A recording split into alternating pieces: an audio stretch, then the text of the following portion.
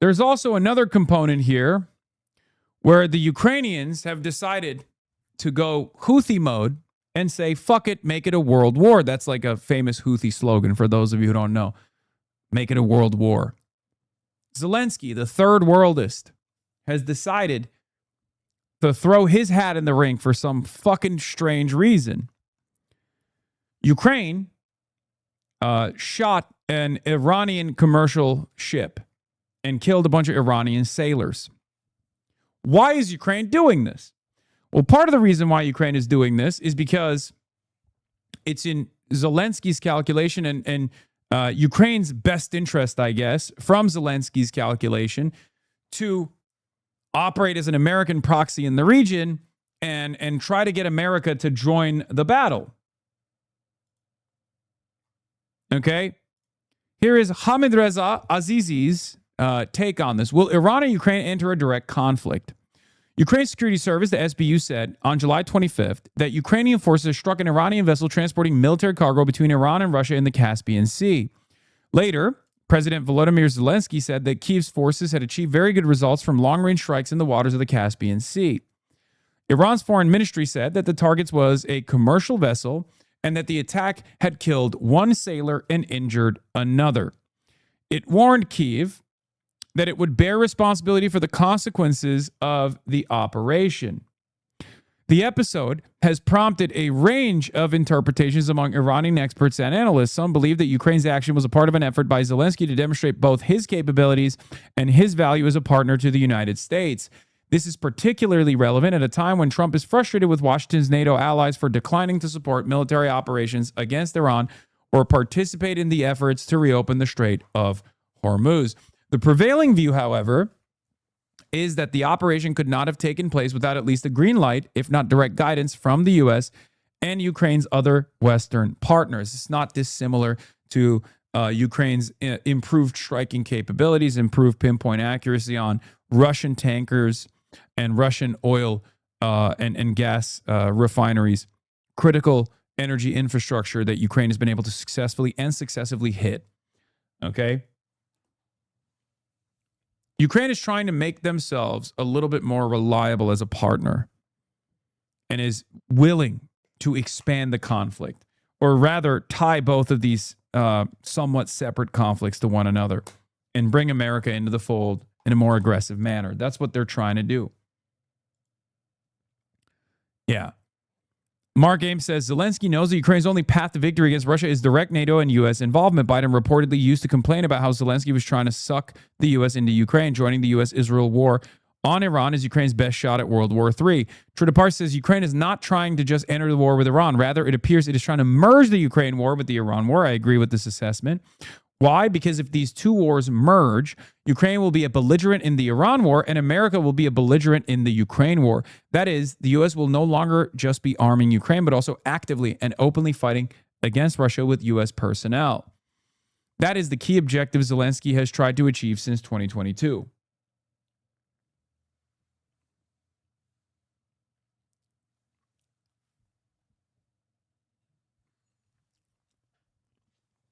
The only thing holding this back is, of course, nuclear conflict. Do you think it'll work? I don't know. Because, unfortunately for all of us, I have a policy of not making assessments, not conducting analysis on the basis that world leaders are crazy. But unfortunately, world leaders are fucking crazy. Donald Trump is an insane person. Vladimir Putin is an insane person, and seemingly Zelensky is getting just as insane. So it's very difficult. It's very difficult to make this assessment, to conduct sober analysis on events like this, when the top minds that are making these decisions are not listening to sober analysis. Do I believe that, Zelensky has military leadership that's telling him this is a stupid idea? Of course I do. Same with Donald Trump. We know that Donald Trump has the American intelligence community's own assessment that told him this was a fucking stupid idea. We know that Donald Trump had generals tell him in the room, this is a dumb fucking idea. Do not strike Iran. We will deplete our interceptors. We will deplete our standoff munitions. We will not be able to do anything against China in the future. We will lose our deterrence. That happened. because Donald Trump decided to be the one American president that listened to the Israeli leadership that has been begging and agitating for this war against Iran for decades.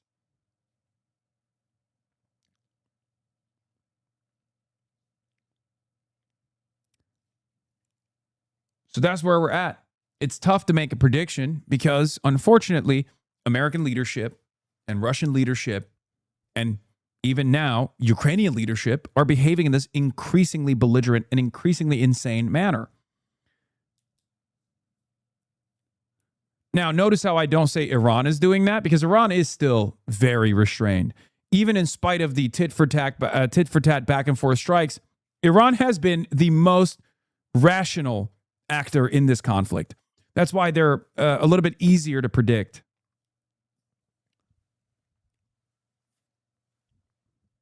Even though their reliance on negotiating with the West has led to perfidy twice.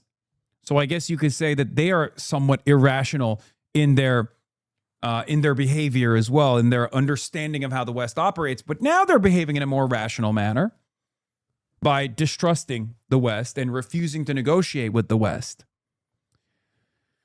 until they get some leverage, until they see some significant concessions.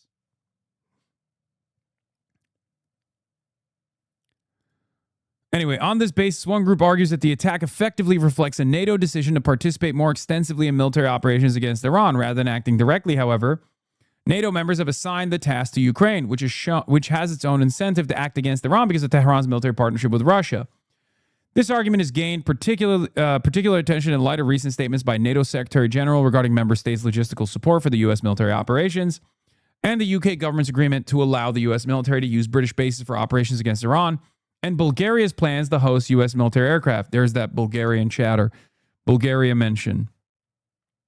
Another group focuses less on NATO. Muslims can't be mad. Did I say that? There's a difference between being angry and giving into that anger, and there's a difference between still operating as a state in a more rational manner, in a manner that still leaves the option of negotiation.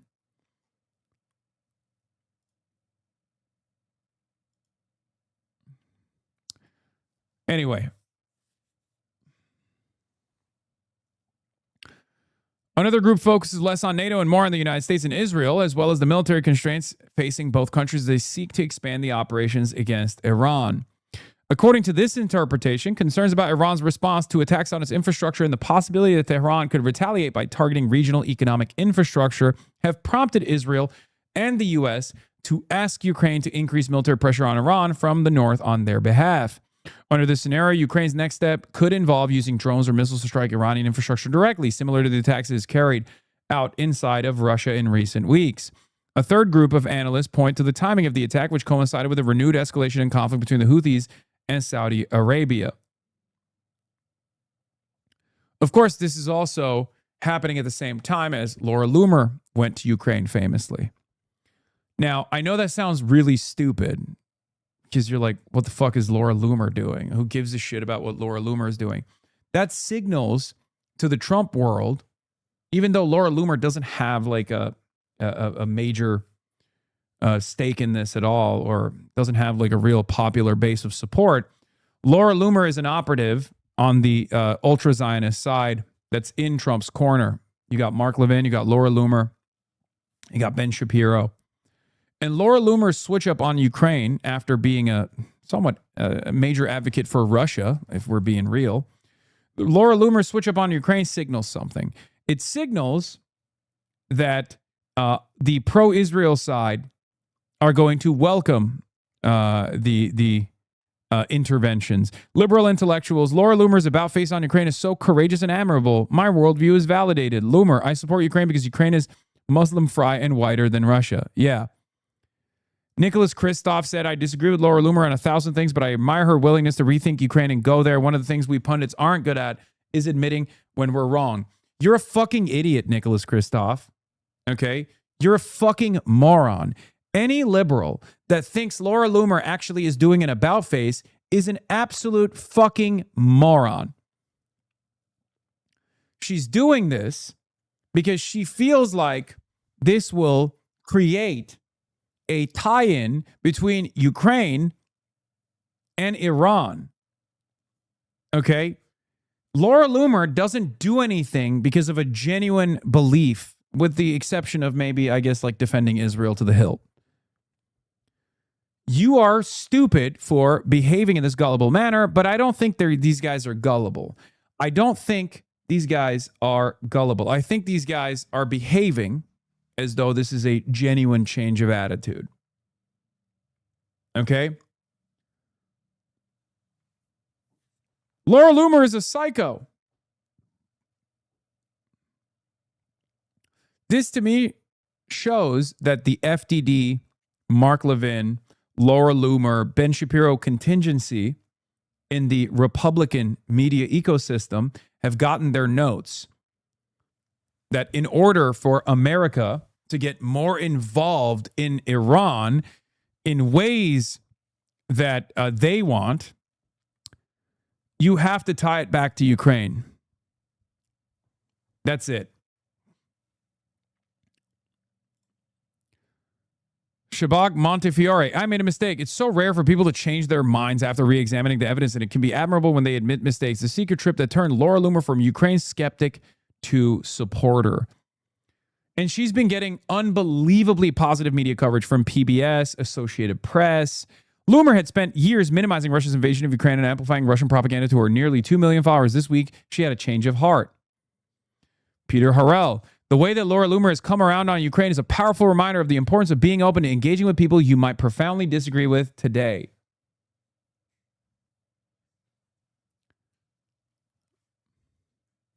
That's it.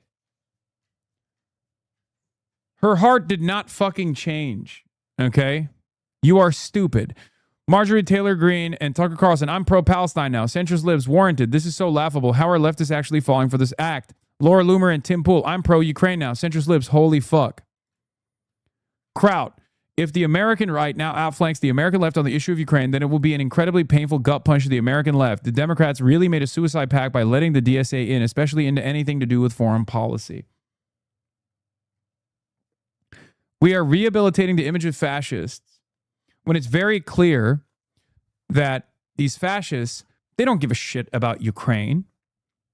Some of them care about Israel, and they think bringing Ukraine into the fold in a more meaningful way will force the American NATO Atlantis' hands.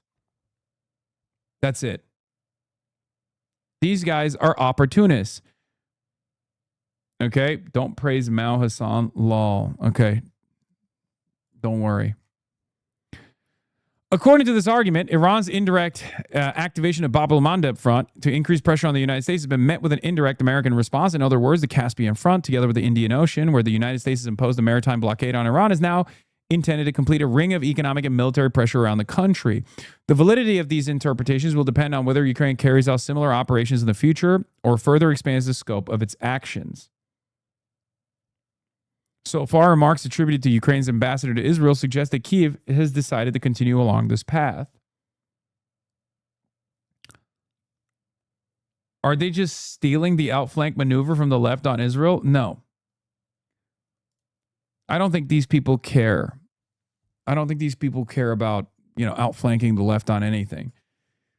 What you see is what you get. I'm telling you, these events are tied to one another. Ukraine's actions in the Caspian Sea against Iran, expanding the theater of battle and bringing in Ukraine as a belligerent in the war, the Amer-Israel war against Iran, is tied to what Laura Loomer is doing here. They want to merge these two battles together. They want to merge these two wars together. Okay?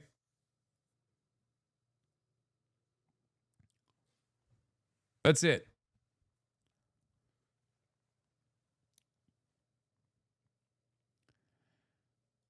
Another concern is that Ukrainian intelligence services may also become active in parallel, supporting ethnic insurgent groups against Tehran through military training, logistical assistance, and in particular, the provision of drones.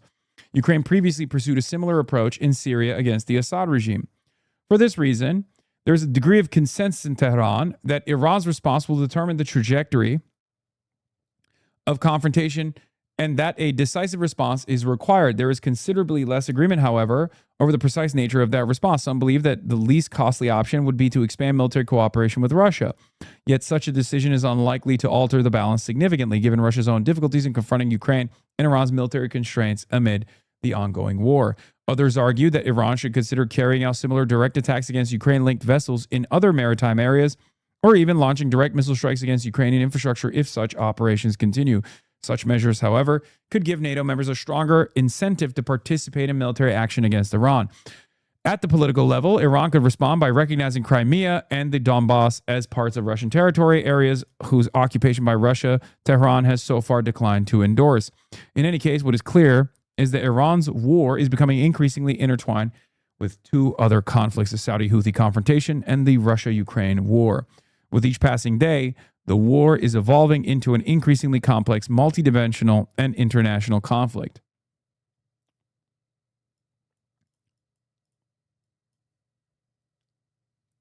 Do you think Iran should respond? We shall see how Iran operates. Here's CNN's coverage of Ukraine's attacks on Iranian diplomatic ships. Efforts appear to ramp up between the US and Iran.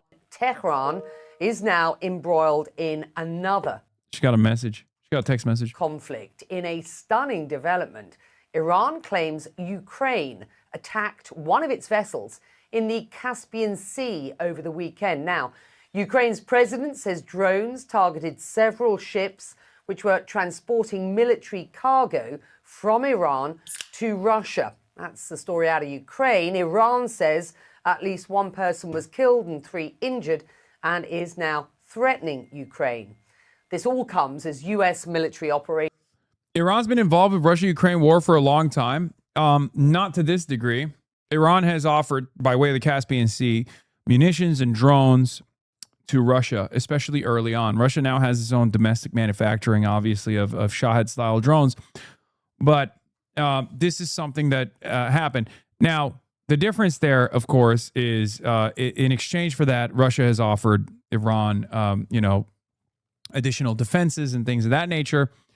However, Ukraine has escalated its involvement and is moving into the realm of being a belligerent. For example, China offers components, doesn't abide by any sort of blockade that the West wants to impose on Russia. But China doesn't send troops into Ukraine, right? China has not done that. That would be a tremendous escalation. Okay? I love Iran activated Bab el-Mandeb like there's no historical context. It's just lazy announcement from that guy. Yemen has been sieged for 11 years and Saudi started bombing Yemeni airport. Yes. We know. We know why Yemen did what it did. And that guy knows it too. It's not like he's oblivious. You're unnecessarily triggered by his analysis for some reason. Against Iran do appear to be on hold. But despite the U.S. signaling new diplomatic efforts, Tehran insists Washington will not determine the timing of this war. Look, from Europe. Why? Wait. People are asking, like, why is Iran helped out Russia? Because Russia gives Iran defenses. It's simple. There is a coalition of unlikely partners that have basically been forced together to become allies due to American intervention and Western imperialism. Okay? That's it. Countries that have been in the crosshairs of the West have, created allegiances. That's it. Because at the end of the day, the goal of a sovereign nation is survival. You're not going to turn around and be like, oh, I really don't like what Russia is doing in Ukraine. I have to maintain some kind of like moral purity. It's pure, it's a purely cold and pragmatic approach. The real interesting calculation here is what Russia has done consistently. There's always been a limit to how much Russia will aid other countries that are in the axis of resistance against Israel because Russia has its own ties deep and embedded ties to Israel. That's what's more interesting than the obvious choice for Iran, just like there's an obvious choice for China, just like there's an obvious choice for the Democratic People's Republic of Korea. These are countries that have always been cast aside as foreign adversaries.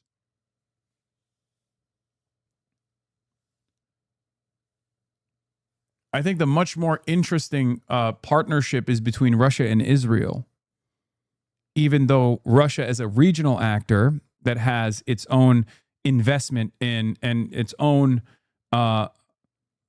goals in the Middle East has always been a funder and facilitator of some of the defenses in Syria under Assad, and certainly with its defenses that it's given to Iran. To the Gulf, we are following all sides of this evolving story for you. Today we've got Claire Sebastian in London. Eleni Giokos is in Dubai. Let's start, if we can, Claire, with Iran's Foreign Minister Abbas Araghchi warning that this incident in the Caspian Sea cannot go unanswered. What is going on there, and why would Kyiv risk getting mixed up in another conflict? Yeah, Becky, I think it's a calculated risk for Ukraine here. I just want to be clear, we're not 100% sure at this point what exactly happened. We have different accounts from different sides. Ukraine says it hit cargo ships that were under international sanctions, as well as a sort of missile boat, a military ship. It's not saying which countries they were flagged under or owned by. It's saying they were involved in transporting military equipment between Iran and Russia. Those were the exact words of President Zelensky over the weekend. Iran, of course, on the other hand, is saying that one cargo ship, civilian cargo ship, was hit and one seafarer was killed and several injured, and the ship was on its way from Russia to Iran. So we have different accounts there, but why would Ukraine take the risk here, I think, is a really big question. Look, on the one hand, the position of Zelensky is that Iran has effectively already attacked Ukraine through its supply to Russia of Shahed drones and then the subsequent licenses, ballistic missiles also reportedly. And so that is his sort of official position, that this is a legitimate target. But I think the timing here is really interesting because, of course, Zelensky is now going into this big diplomatic week. He's in the UK today. He's heading, we think, to Washington tomorrow to meet with President Trump. And these strikes do allow him to sort of re-argue the prowess of Ukraine's deep strikes, to help with this flipping of the narrative around the sort of patron-client relationship that we used to have with Ukraine when it visited its Western allies, towards the sort of mutuality of these relationships. And of course, it helps bring Ukraine up the priority list, especially in the eyes of President Trump, if he sees that Ukraine is... I mean, look, Zelensky is smart enough to recognize that in order to gain favor with Trump, you got to play ball. And if the way to a man's heart is through his stomach, the way to Donald Trump's heart comes from Big Yahoo. It's not an accident that every Latin American leader that has been elected, far-right fascists, have immediately pledged fealty to the nation state of Israel. Okay? The fuck do you care about maintaining decent relations with Israel if you're in South America? Okay? Same goes for Zell Disney. He gets it. He understands that in order to play the role of a loyal servant, the first goal that he had was to send some of his drone specialists and like counter drone specialists to the Gulf region. That was unfortunately too smart for the dumbass Americans, specifically Donald Trump, to respond positively to, and they also got fucking lasered by Iran regardless. But that was unironically the smart thing to do, right? He's like, we have a lot of experience with countering drone warfare. We have a lot of, this is our specialty. We can basically teach the Gulf region like how to beef up their defenses. And Donald Trump didn't really give a shit about that because he's a fucking idiot. Okay? Oh, what is going on? Okay, all right. Not doing the Zell Disney accent you changed? I know. Anyway. So What is this? What is this conversation that, hey guys, stop passing notes in class, okay? Stop passing notes to one another in class. Class is in session. So Zelensky came in and was like, we have a lot of experience with Russian drone warfare. We have a lot of experience with like drone defenses. We can use that experience. We can teach the Gulf nations how to defend themselves against the Shahed drones.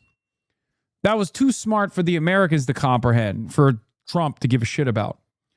Then Zelensky started striking with obviously NATO intelligence and the American go-ahead, clearly, Russian critical oil and gas infrastructure. And this gave Ukraine a lot of leverage. Donald Trump likes winners at the end of the day.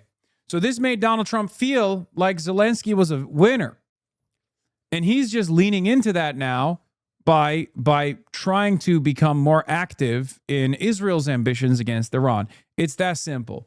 He is trying to get as much leverage as possible off of becoming a belligerent in the Iran conflict.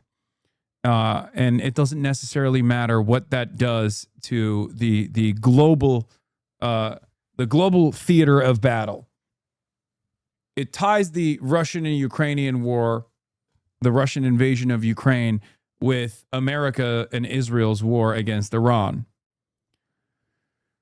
It will be devastating if America was forced into direct engagement with Russia. I mean, you're now talking about two nuclear-armed nations.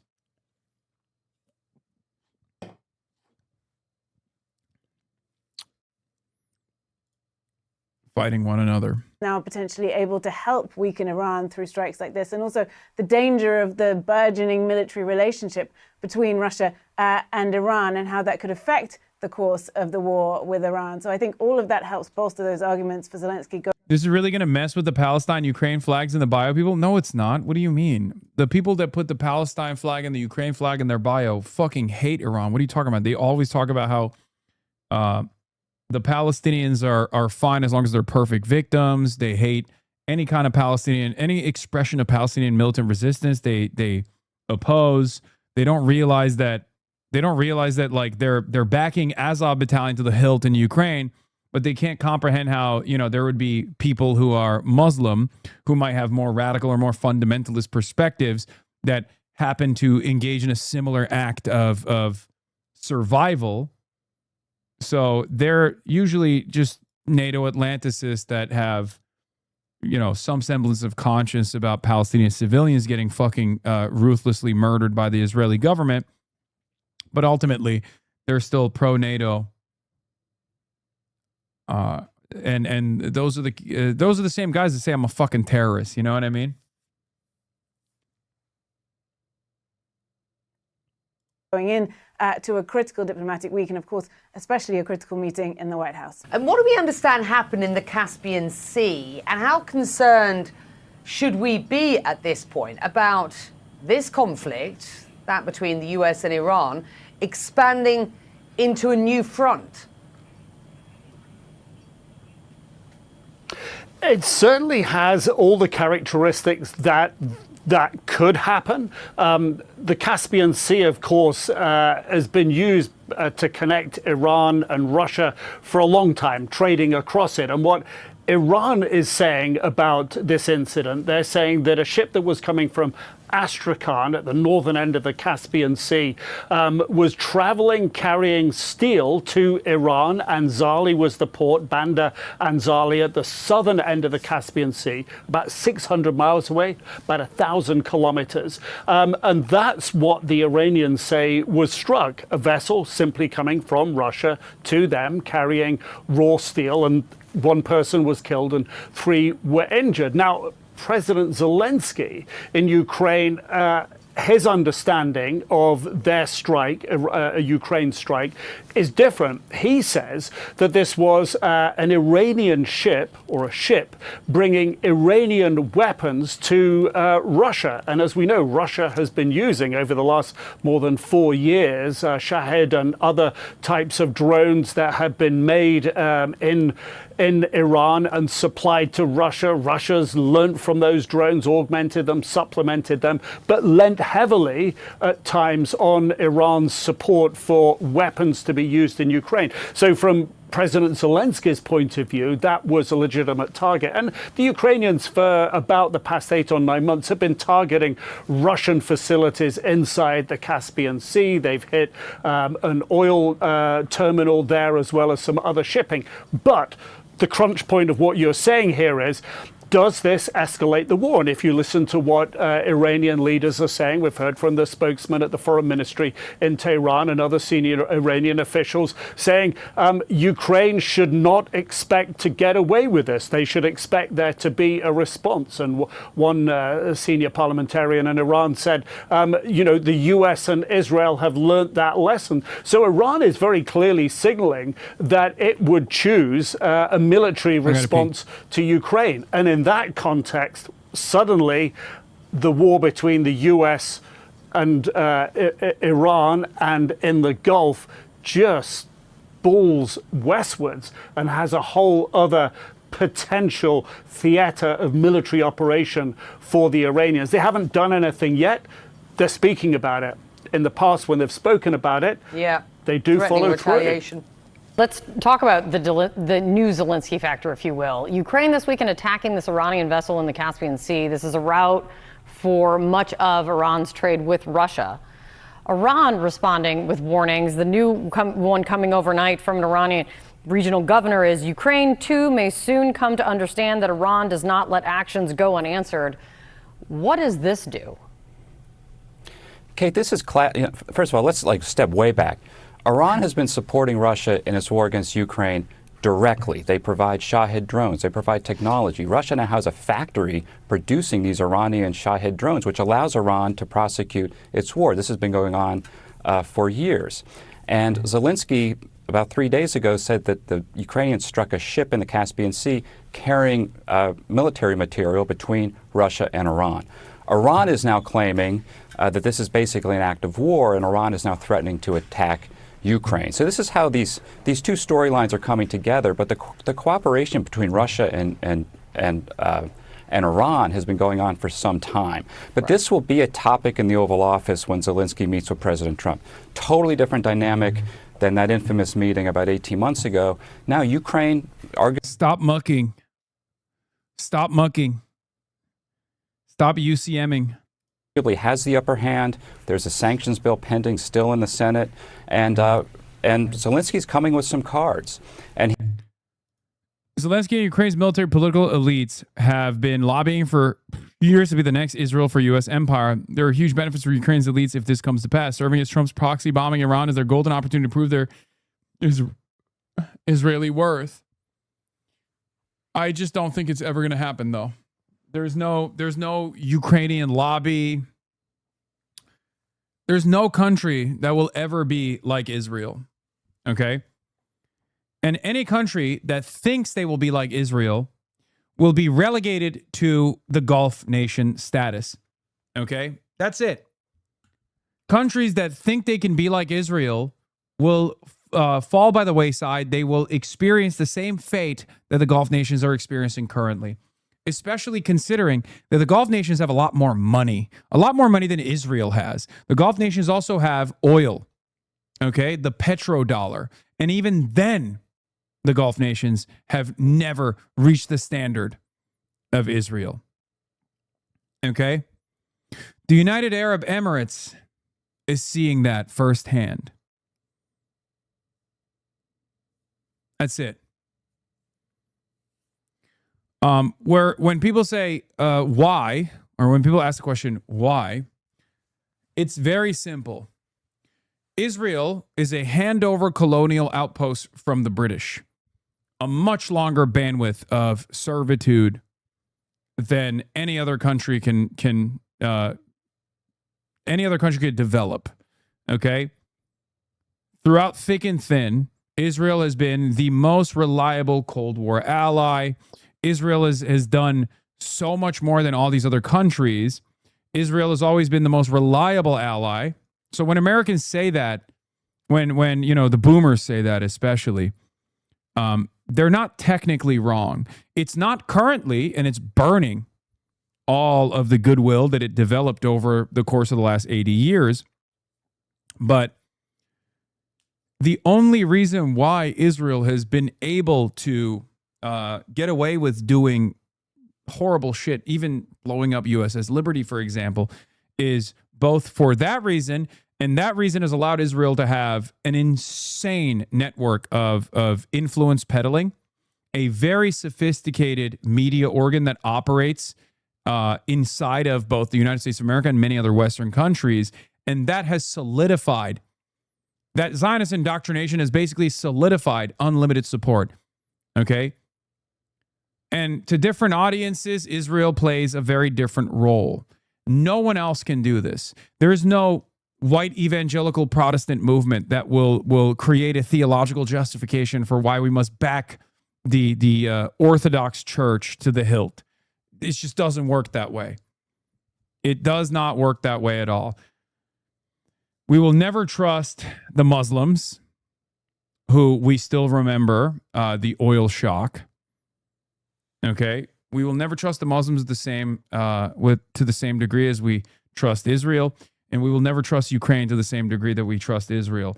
Israel gets to violate all norms all the fucking time because it's burning the social and political capital it has developed over 80 fucking years. If American foreign policy was actually based in realpolitik, then its number one ally in the Middle East should obviously be Saudi Arabia, not Israel. Yes. Yes, 100%. It's not based in realpolitik.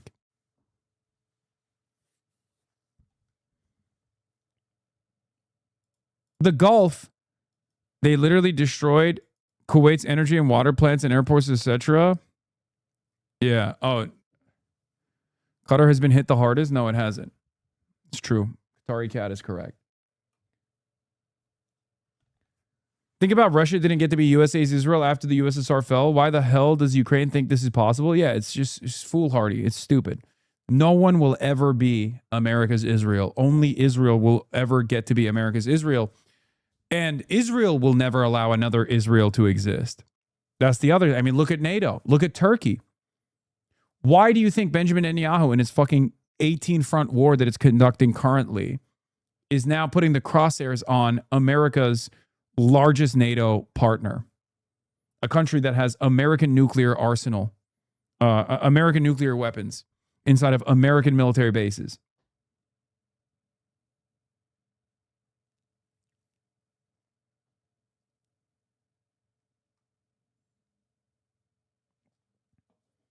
Taiwan will never come near the level of importance of Israel. There's no proxy that the United States of America cares about to the same degree as Israel. There's no comparison. There's no Taiwan lobby that comes close to the Israel lobby. Same with Ukraine.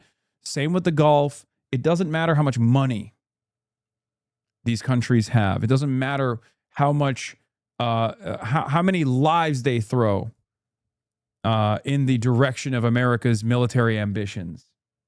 It's never going to happen. He's saying he's going to lay out for the president his information on what Russia is doing to actually support Iran in its conflict against us. So this is how these two strands come together. The cooperation between Russia, Iran, and China is a larger backdrop to everything we're talking about day by day here, Kate. And that'll be a very important meeting in the Oval Office this week. Yeah, I mean, do you call them these two storylines and two strands coming together? It's like, how much closer do these two wars come to each other? Is it? Bennett said Monday that if he returns to premiership this fall, he will declare Qatar an enemy state and accuse Doha of funding Iran's Islamic Revolutionary Guard Corps. Seems like Israelis would like to reserve the right to bomb Doha as desired. That's awesome. And America will let it happen too. Cucks. You guys have to understand. I mean, Brett McGurk is a great example of this. There is no Brett McGurk equivalent for Ukraine. Okay? A lot of people will turn around and say, "Oh, this is ethnic. This is ethnic tribalism. It's ethnic tribalistic policies. These are Jews in high places. That's the reason why we have so much loyalty." Okay, Brett McGurk is a great example of how wrong you are with that position. Okay? Surely you can talk about the Zionist indoctrination and the financial entanglements. That does play a formative role, but you can't explain Joe Biden that way. He's a fucking Catholic. You can't explain Brett McGurk that way. The only way you can explain it is the importance of the Israel lobby and why the Israel lobby was allowed to exist on U.S. soil and operate in the ways that it does, operate in the ways that it has. Okay? For years and years, Israel was allowed to propagandize the American base and make itself an irreplaceable part of not only American foreign policy, but also domestic policy as well. Okay? Zionism is not only Jewish. No, I know that. There's never been a point in history ever where the number of Christian Zionists were not far greater, far larger than the number of Jewish Zionists. That has never existed. There has never been a point in time where the number of Jewish Zionists was higher than the number of Christian Zionists. Never. From its inception. Okay? So yes, Zionism can be seen in its expression as a Jewish thing, right? And it's propped up by a lot of Jewish institutions, Jewish organizations. This is true. But ultimately, its backbone still always has been and always will be the Christian Zionist movement. Okay? For some, it's a theological justification, the evangelical Protestants. And for others, it's Zionist indoctrination. But ultimately, for one reason or another, American leadership have always backed Israel to the hilt. Okay? There have been times when they've demanded restraint from their Israeli counterparts, and Israel has, of course, always played ball. But ultimately, for one reason or another, there's never been as critical of as Israel critical of a American leadership as like the Barack Obama leadership. Okay, this week. That is the maximum level of Israel critique allowed from the American government. Anyway, Donnie is releasing a trailer of the documentary on your boy. We've spent the past 6 months traveling the country following the rise of and resistance to democratic socialism and the Democratic Party. This week, Donnie O'Sullivan dives into the world of the progressive left. Are you concerned that you might end up hurting the Democrats in a general election? The whole story with Anderson Cooper, Sunday at 8 on CNN. Ooh! Ooh! Anderson Cooper. It's coming out. Yes, there's going to be a lot of, look, I don't know the details of how this got released, but I'm shocked that it's fucking released at all. Obviously, Donnie has gotten unprecedented access, deep access from the start because he's followed my journey along for the past couple of years, not just the last 6 months. The last 6 months is just the tip of the iceberg, right? But, this is Donnie's piece de resistance, his last. Are you concerned about the edit? The edit will be unfavorable to me. There's a 0% chance that it'll be favorable, but we'll see. We'll see how it goes. There is no CNN editing that gets released that makes me look good. Let's be fucking real. From Hassan the Hun, David Hogg, James Carville, Representative Josh Geitheimer, Third Way Tweet, we spoke to Democrats across the board, along with DSA candidates like Daria Liza and Claire. Some great insights from the crooked media guys, John Favreau, John Lovett, Tommy Vitor, too. Donnie has no say over the editing. I mean, I think the editorial direction is still absolutely dictated by CNN executives who will do everything in their power to present opposition to the left insurgency as a reasonable critique. Come on. But we take it. We take those. We take whatever we can get. It's a big platform. It'll be a good documentary. It'll reach a lot of audiences. Don't trust Donnie. He put a mic on you and disappeared, hoping for a hot mic moment twice. It doesn't matter. I don't say anything. I don't say anything off camera that I refuse to say on camera. Is everything I say on camera is the same as everything I say off camera.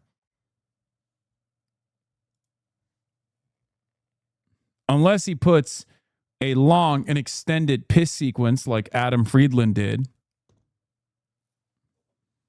there's not going to be any hot mic moments.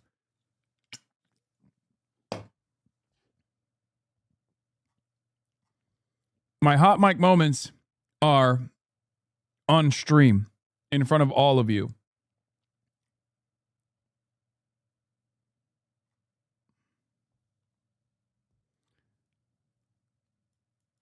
The U.S. has been waging an illegal, wasteful, and immoral war on Iran, and our cable news pundits keep talking about it like a souffle that sadly didn't rise.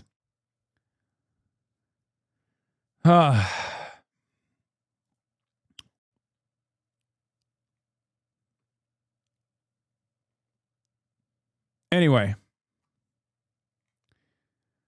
I forgot to mention the other side of this story about munition stocks. There's the other side of this story. Why is the media covering it so forcefully? Something doesn't add up. Because the American media plays ball with the national security goals. So I don't know what the change of heart is here. I mean, they've obviously covered the munitions stockpiles eroding over and over again. But why are they getting higher profile naysayers now? That I don't know. That confuses me a little bit.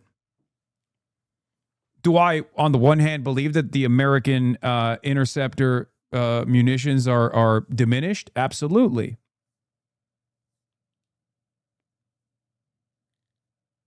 I just don't understand why Trump is refusing to boulder through it in the hard-headed manner that he normally does and decide, fuck it, we're still going. Perhaps it could play a role in the additional budgetary demands that Pete Hegseth has brought in front of Congress, right? That could be part of the reason. I don't know. But it does strike me as odd. It's to launder the big fat check they're about to send to the Pentagon? Yeah, I could see that.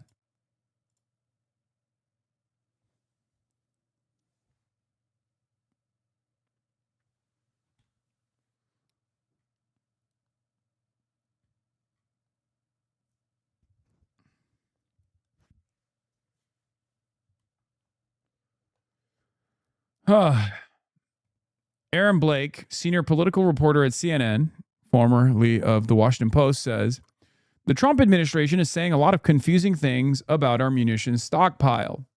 The truth could be pivotal, not just for the Iran war, but what comes afterward. So now the story is about the story on the munitions stockpile, it seems.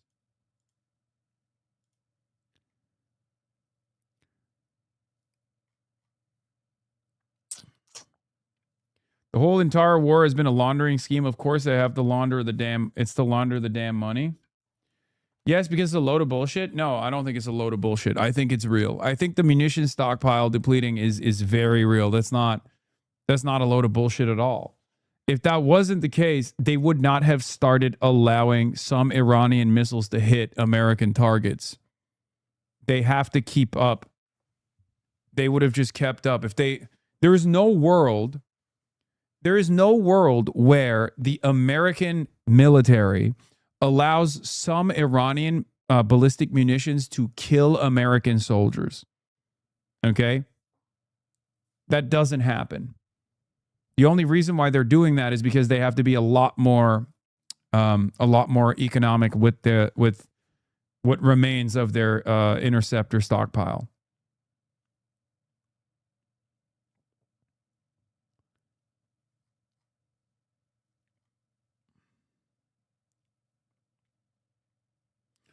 $1 trillion budget isn't to build missiles, it's to build McMansions for Lockheed execs in Dulles. I mean, true. You're not wrong. But ultimately, what we're talking about is battle lines. Doesn't fucking matter. You understand? If we're talking about this conflict, it doesn't matter. The defense contractor bloat doesn't matter. It's an issue, but it's inconsequential because it won't change. Like a hope and a dream or additional procurement demands are not going to materialize ballistic munitions and materialize PAC-3s and PAC-2s. Many of the PAC-3s, which we deferred transfer to countries like Switzerland and numerous other American security contract nations so that we could express ship it to the Gulf region, that's not going to make up for it. Okay? You can't just like materialize interceptor missiles out of thin air. What you can do is take the earlier systems, the PAC-2s, that have not really been used since the 90s, I think, and retrofit them, try to make them try to improve their guidance systems, and then use those missiles in order to make up for the deteriorating munition stockpiles that we have already.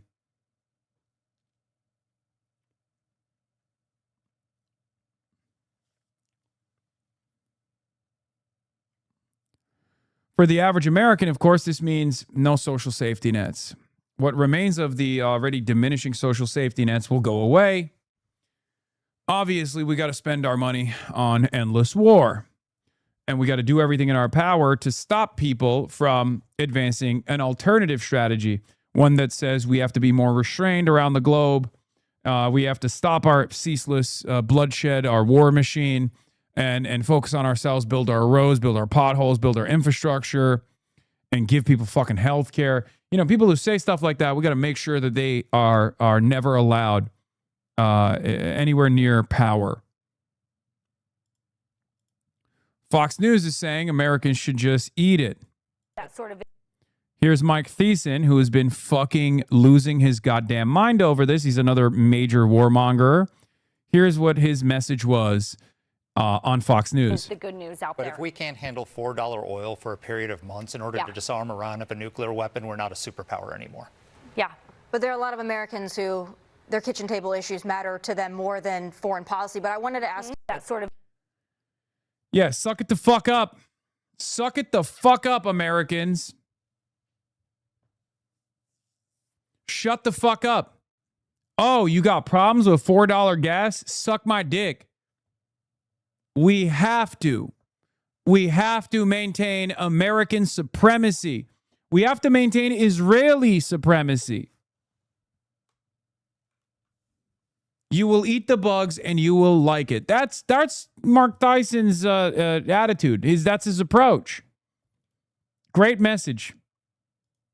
No, keep increasing the contradictions. Make it so that every American, no matter where they live, no matter how out of touch they are, make every American realize what the domestic consequences are for the endless American war machine. Go ahead. By far, we have the greatest people. By far, we have the greatest people. We have the best equipment in the world. I built it during my first term, and I'm using it now. We had no choice. Again, we can't let what was happening in Venezuela go on, and I was very decisive, but we can't let what was and is going on. They killed 52,000 protesters. Think of it in a 4-month period. 52,000. Why does nobody ever ask Trump where he's getting these numbers from and why he keeps changing the numbers? Every other week is a larger number. Also, why does nobody ever ask Trump, like, why do you think blowing up and killing more Iranian civilians is somehow helping liberate the Iranian population?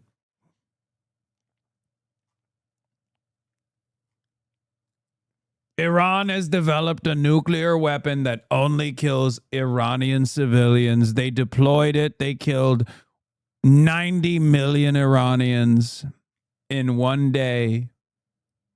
Not a single building was blown up. But 93 million Iranians died overnight. There's only 1 million Iranians that remain on Iranian soil. In Iran. But we've already paid for the Venezuela operation, as I said, and likewise we're winning big time with the Islamic Republic of Iran, and we're ensuring that they never have a nuclear weapon. When somebody comes up and says, why are we doing this? Just say, because we cannot let them have a nuclear. That's not funny. My mother died to an Iranian nuke. I apologize. R.I.P. to your mom. Weapon. It's very simple. That's all you have to say. There's nothing else. Yeah, actually, he said it was 80,000, then 40,000. Now it's 52,000. Yeah, he's just like, slicing it off, finding the middle number. You have to say. If you understood the power of the nuclear weapons, you'd understand exactly what I was saying. World, by far, we have the greatest people. We have the best. Yeah, this is a brilliant message, by the way. Mark Tyson says there's an op to stop Trump from returning to major combat with dangerous leaks. Disgraceful that people are trying to box him in and extremely harmful to national security. Ben Shapiro said something similar. Americanitz says telling the truth about munition stocks to prevent compromising national defense for years to come for no tangible benefit, treasonous. Lying about the achievability of war aims to suck the country into an unwinnable conflict for the benefit of Israel, regrettably necessary.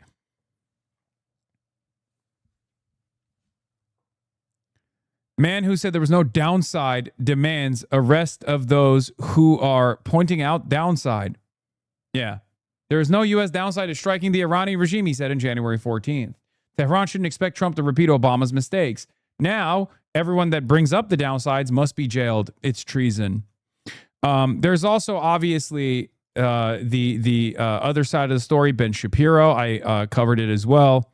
Ben Shapiro, when you're leaking falsely, according to President Trump, to CNN and New York Times and Barack Ravid that we're short on interceptors, you're helping Iran. Trump must track down and fire the leakers in this administration who continue to undermine his pursuit of America's interests. So here's what doesn't make sense about this. I mean, nothing makes sense about this other than Ben Shapiro's Israel first, right? Ben Shapiro's Israel first. But the reason why this doesn't make sense is because if it is a lie and the American interceptors are our interceptor stockpiles are perfectly intact. Okay?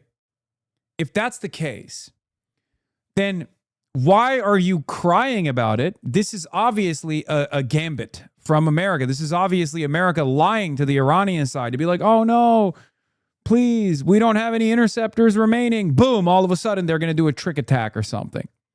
Okay? But if it's true, and you're leaking this information, then yeah, you're doing it for a clear purpose, which is to try to pressure Trump by way of the public into not furthering this conflict and continuing to give Iran even more leverage. Why does Ben want America to fight undefended? Sounds pretty anti-American to me. Benjamin Shapipi.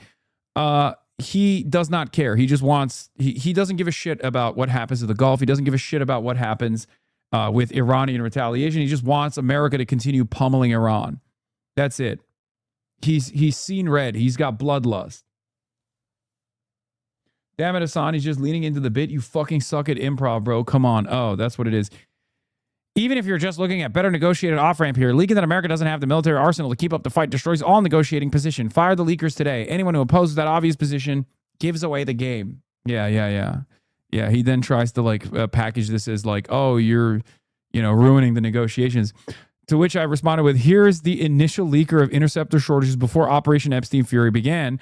Everyone but the American public is aware this is happening. Ben is mad because it makes it harder to convince the U.S. to fight Israel's war against Iran.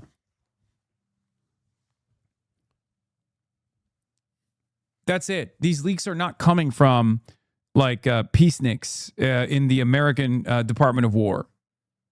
Okay? These leaks are literally coming from high-level military officials.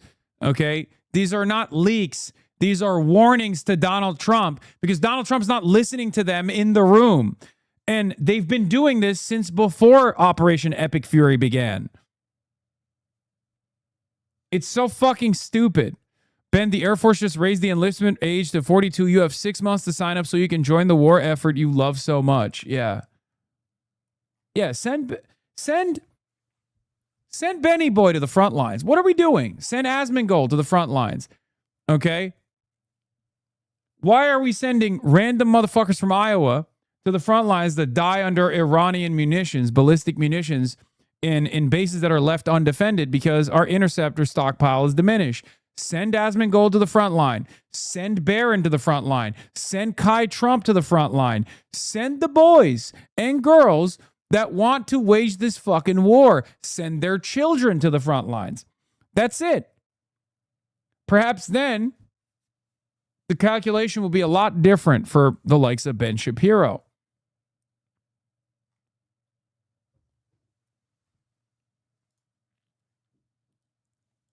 People are telling me, why don't we give peace one more chance? So I guess they're back to talks. And now here's... This is awesome. Jesse Waters trying to navigate around the toll not being a real toll. I love this. What the talks are about. A toll is not a toll. A toll can be a service fee, like the Strait of Malacca. They want to make that the Strait of Hormuz. So Indonesia, Malaysia, Singapore, they do like an environmental service fee for a few boats. It's not like a blanket toll, but at least it would make... How dare you talk about the Strait of Malacca? How dare you, Jesse? You are now my official op. You and M. Pegasus, you and More Pegaslop are my two major ops now. You never talk about the Strait of Malacca. The Strait of Malacca must always remain open. You have gone too far, sir. How dare you? We must let commerce flow through the Singaporean ports. Singapore, more like Singa-rich. Make the Iranians save face. Now, while we talk, we're still bringing back a lot of firepower, and some special operators are now in theater, so that'll be interesting. We had Kellogg on the other day, and he said, you know what happens, Jesse, when you play sports? You let a team hang around a little too long, and then something happens. Ball bounces differently, maybe someone gets hurt. The next thing you know, you're like, whoa. That's why he thinks you got to finish people off, and you got to finish them off quickly. Luckily, we got polling that says Republicans are trusted more on Iran than Democrats, and oil's now come from $100 to $87 a barrel, which is great. But you should be sucking the Chinese Party of Communism, the Communist Party of China, every damn day of the week, by the way. Every day of the week, you should be praying to the altar of Xi Jinping for normalizing prices, for genuinely cutting their demand by almost half, bailing out the U.S. once again. Okay?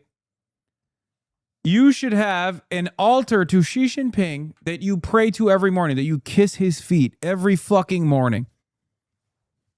Why do they bail the U.S. out? Because U.S. is the hegemon. And China must let commerce flow. It is the most pro import-export nation on the planet. Well, specifically, export nation on the planet. If China allows the oil prices, the price of an oil barrel to go up, for Brent crude to go up, for without cutting its demand, well, not even its demand necessarily, but cutting its imports of oil, then all of the other trade partners that it has in its own backyard, in the Asian markets, are going to collapse. This would lead to a collapse of Chinese trade, which, has to continue. What is this? New York City Councilwoman mention? What? I don't care about this. She's a psycho. Who cares?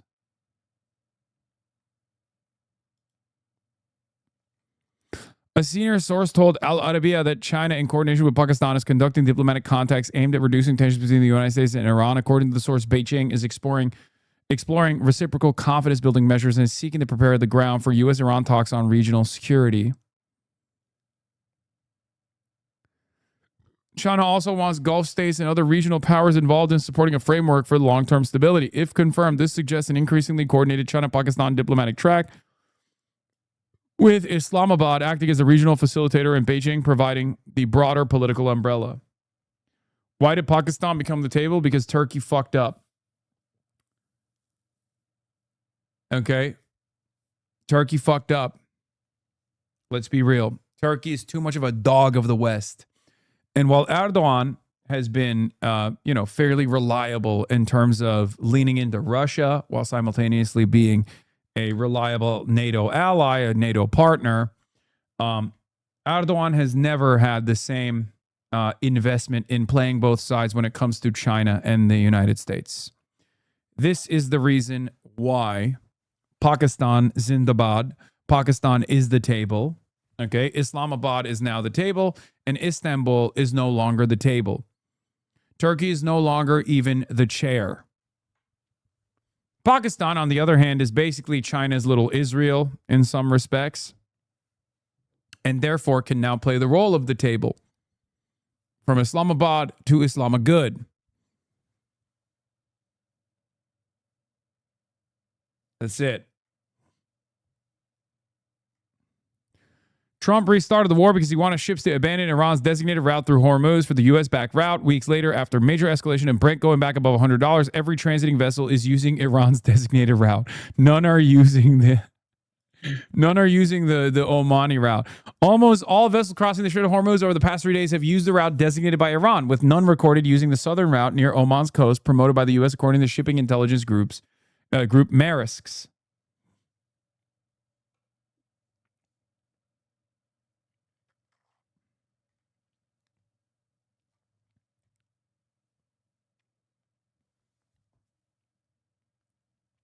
None that were detected, that is. I mean, sure. I think there's approximately like 4 or 5 ships that turn off their transponders and are able to pass through. But the risk is far too high for them. And that's not enough to make up for the that's not enough to make up for the demand. What is this? She wiped the floor with his raggedy ass on the radio last week. Now he's scared. Oh my God, a second pullout from the debate. Update, our team received a call this morning from Wesley Bell's team regretfully canceling his attendance this evening. Oh my God. The play is always the same, dude. They have unlimited Israel dollars. So they don't feel the need to actually give the voters a debate.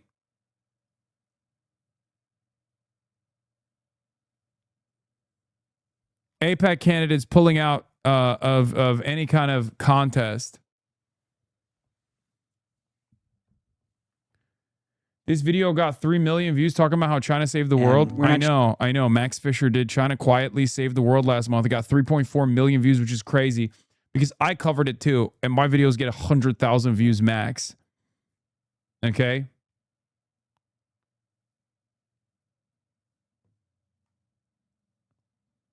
Is wild. L for me. L for me. No other way to look at it. When I talk about it, it means nothing. Okay? Nobody gives a shit. Benjamin Netanyahu's a war criminal, 65,000 views. That's crazy.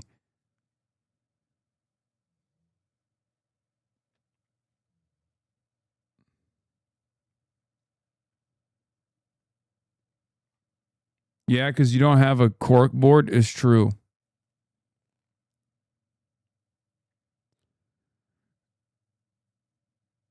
Jesus Christ, the view count disparity. I didn't even realize how bad it is. Look at this. YouTube just fucking clamps down on shit.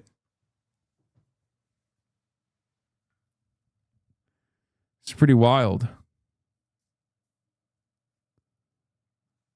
All the ICE videos do horrible. What the fuck?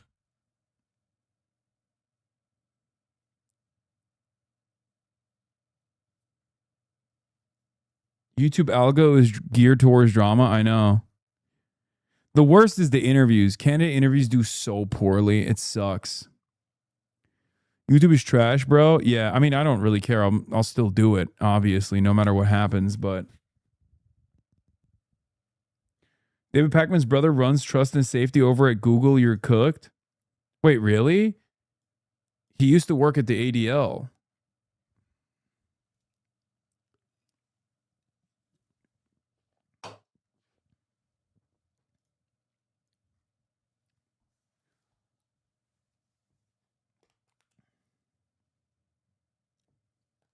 Yeah, he got hired after he left the ADL. That's wild.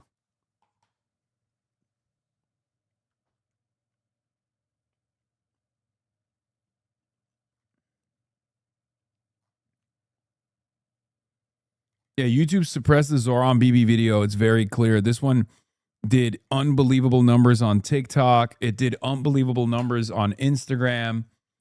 But on YouTube, it got 65,000 views. It's crazy.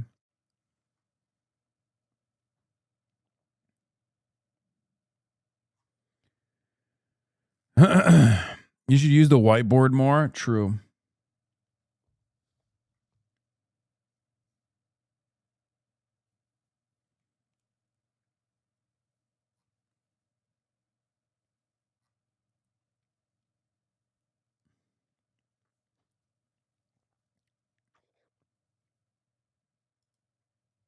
Zoran's own vid got suppressed on YouTube. Yeah, Instagram 70 million views, Twitter 53 million views, TikTok 60 million views, YouTube 1.7 million views.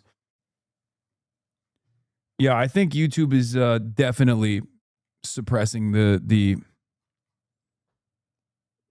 YouTube is definitely suppressing. I mean, look at my performance on my video of his. It's crazy.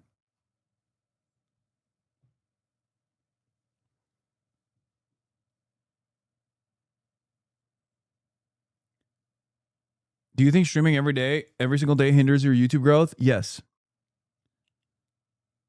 You're short on it, got 400K views.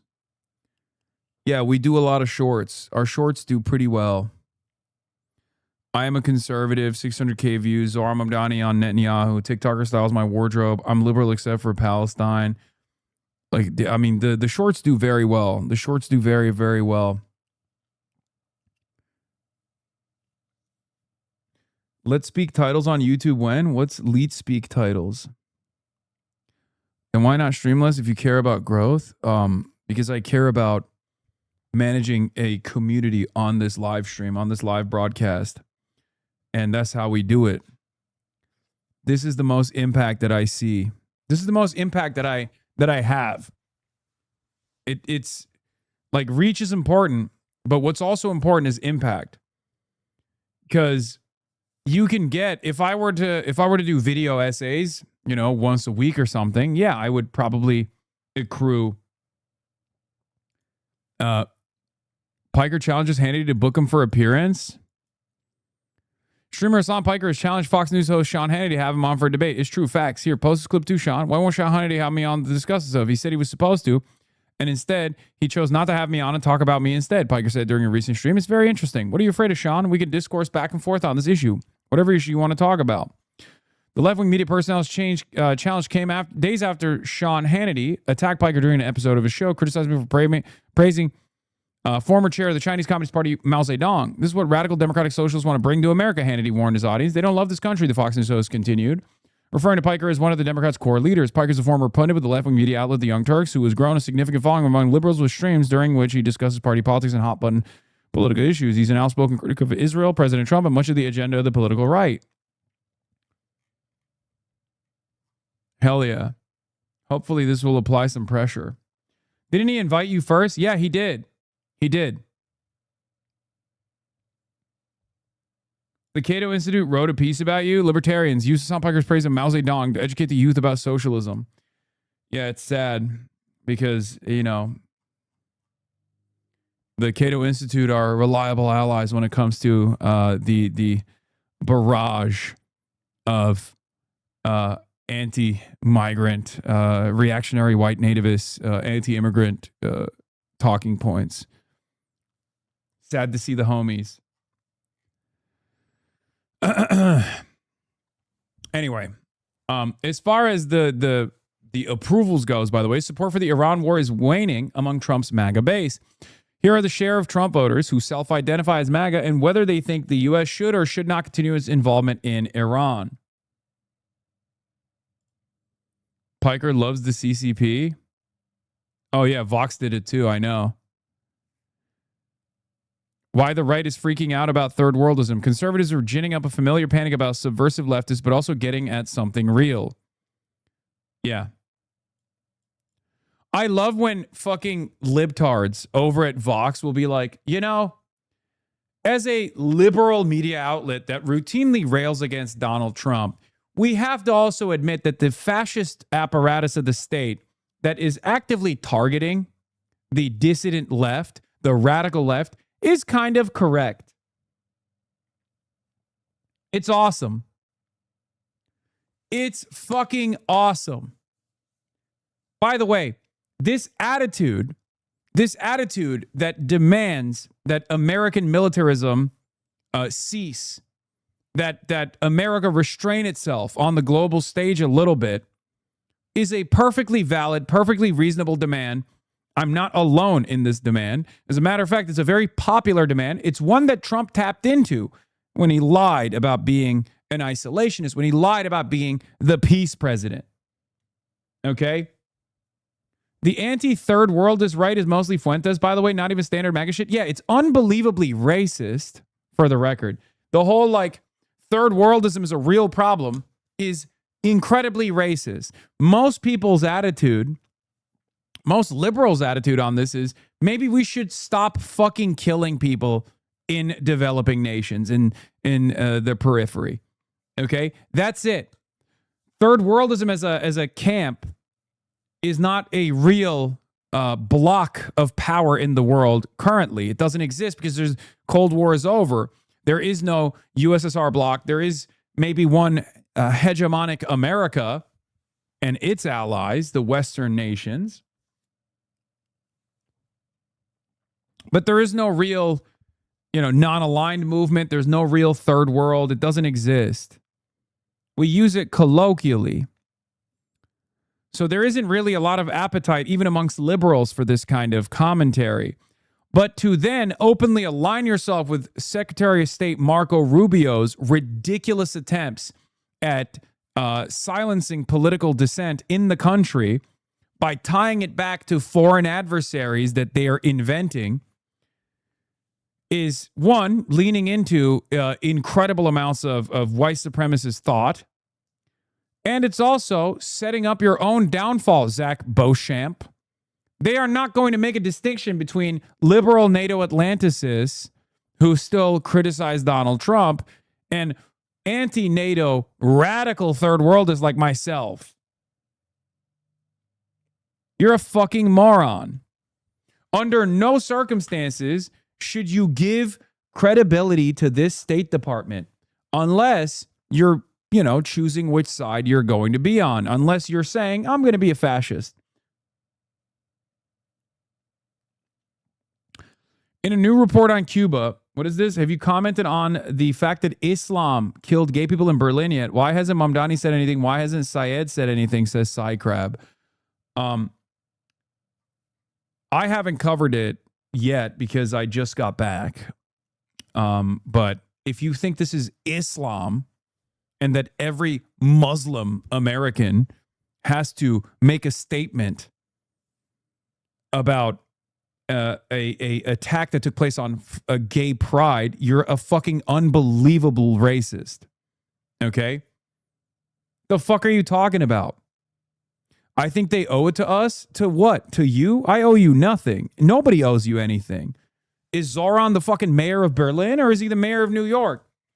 Because whenever there's an attack on anyone in New York, he, of course, comes out and delivers a statement.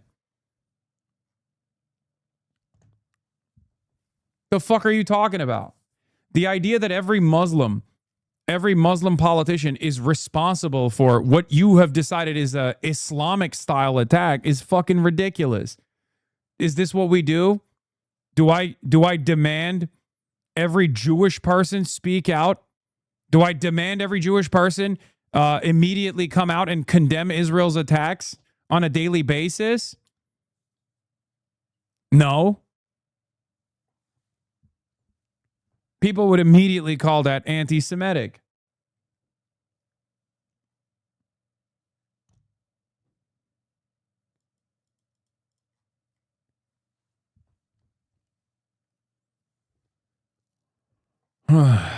White people never have to speak out against the atrocities that other white people commit, and they spend a lot of time and resources to whitewash their history. Yeah.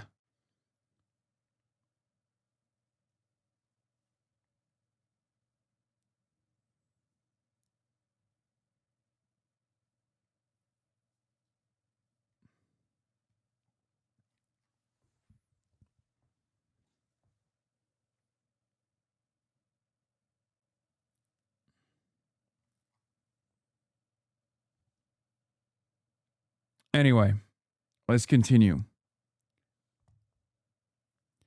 In a new report on Cuba, the State Department has argued that Havana has become the beating heart of the new and distinct kind of Marxism, which the State Department calls third worldism. Cuba is spreading this doctrine, per Secretary of State Marco Rubio, with the explicit intent of fomenting revolution in America. Here, the Trump administration is following conservative influencers who in recent months have become increasingly preoccupied by the third worldist threat. The left is moving from woke to third worldism, Chris Rufo, perhaps the right's leading activist, recently wrote. Manhattan Institute think tank Christopher Rufo, who is responsible for the CRT, anti-woke, anti-DEI initiatives, is now cooking up another one. Chris Rufo also obviously has to be incredibly pro-Israel. So that's part of the reason why they're doing this third worldism thing, to like tie it back to anti-Israel sentiment.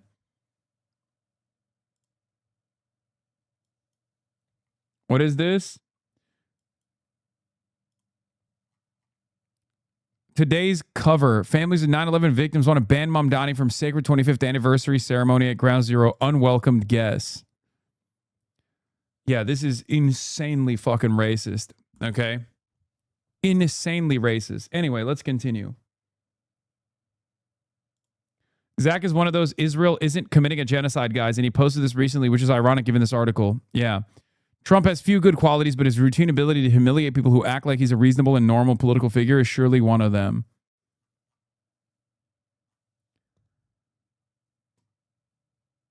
Anyway, we'll talk about the Zoran thing in a second. Where is this article? Okay, so Ben Shapiro, one of the conservatism's leading media voices, declared in April that the future of the Democratic Party is radical third worldism. Rehan Salam, the president of the influential Manhattan Institute, a former woke turned anti-woke for money, has warned that third worldism left unchecked won't remain on the radical fringe, citing New York Mayor Zohran Mamdani as the chief example of a third worldist in power. Every one of these every one of these Manhattan Institute guys are just mercenaries. That's it. All of this may be news to Mamdani and other Democrats who virtually never use the term to describe their own views. So what are Rubio, Rufo, and Shapiro talking about? And is there any truth in the various claims about rising third worldist influence? The answer is more complicated than it might seem. Conservatives are using third worldist a lot like terms such as woke and critical race theory before it, as an ill-defined concept that serves as a clearinghouse for various right-wing grievances and can be used as a slur to discredit and demonize the left. Yet at the same time, they've actually put their fingers on something real. Oh! Among a very specific and visible subsection of the socialist left, the set of views that can be reasonably termed third worldists are rising in prominence. For a progressive outside this camp, deciding what comes next will require engaging with a right-wing critique directly and not dismissing it as a smear. Also, we have to hand it to them. We have to hand it to them. Once again, these fucking idiots think that there is a factional battle that you can fight within the left flank, in the left opposition to Donald Trump, by leaning in to the ridiculous propaganda from the fascist Trump administration. You will also be at the camps alongside me, okay? You need to understand that, and you need to understand that now. You fucking idiot. You dumb fuck. You dumb fuck baboon. You are also going to be thrown in the same fucking camps that we get thrown into. You're so stupid, unless you become a loyal servant of the fascist Republican Party.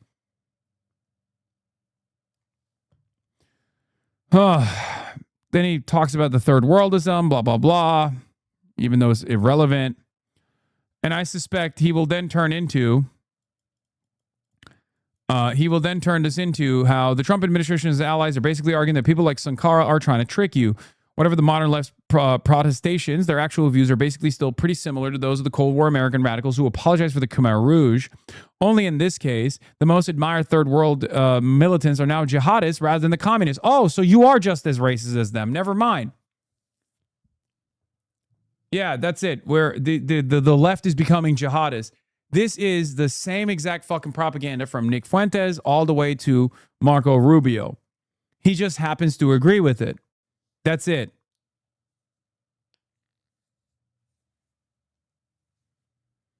That's it. He happens to agree with it because he's pro-Israel, for the record. This is Vox, by the way.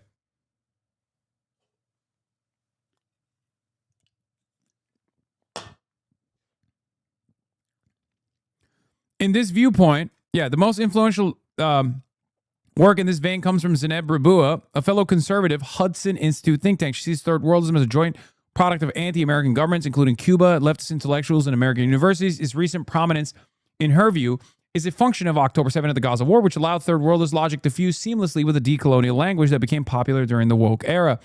In this viewpoint, a terrorist organization like Hamas comes to be seen as an armed expression of a national liberation struggle, because it is that. It is that. That's what it is. The question ceases to be what Hamas actually did and becomes what Israel's presumed to represent. And because Israel's position as the forward post of American imperial power, defending Hamas becomes almost automatically a moral gesture directed towards the United States itself. But Rabua does not stop with foreign policy. In her view, third worldism has become a kind of universal ideology that's applied to everything. Oh my God, from university hiring, the border policy, to all of the different fucking things that the conservative movement hates. The ideology asks a country to accept that its power is a historical accident awaiting either correction with a sort of new red terror or annihilation. Oh, my Lord. Mamdani wants to plunder New York like the Somalis plundered Minnesota, Rufo writes. Legal or illegal, it's all piracy, looting, and expropriation. Pure third worldism.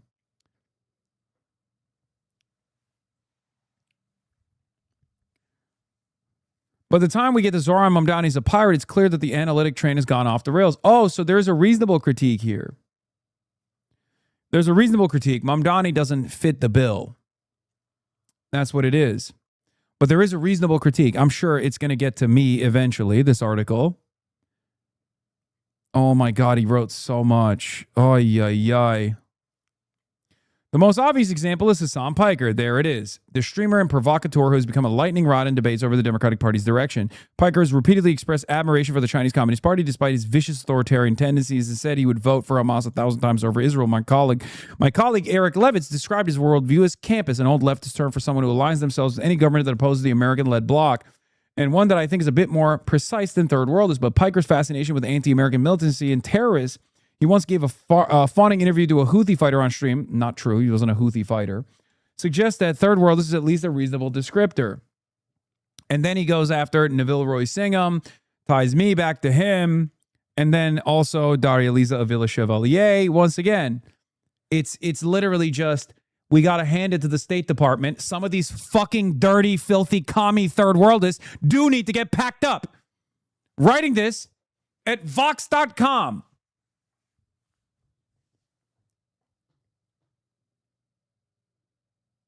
That's it. That's the whole fucking article. Okay? The entire article is, we got to hand it to the Trump administration, which I'm very critical of, except on this issue. Some of these fucking filthy, Muslim, dirty Islamo-communists need to go to fucking prison. That's what this article is. Okay? You have to turn around and make it seem like there's some reasonable critique. But only we get to allow what the boundaries of that reasonable critique are. Okay? This is slapping a liberal patina on reactionary Trumpism.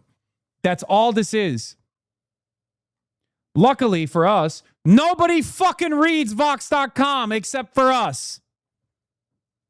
Dumbass. Fucking idiots, dude. We got to hand it to the Hudson Institute. We got to hand it to the Manhattan Institute. These unbelievably reactionary think tanks, because at the end of the day, they're also pro-Israel, and so are we. Okay? And these guys are really fucking up the bag for us to maintain our appeal in polite society as people who are pro-Israel but too ashamed to openly fucking pop off about how Israel has every right to do whatever it's done. Yeah, like I said, luckily for us, nobody fucking gives a shit about what Zach Beauchamp has to say.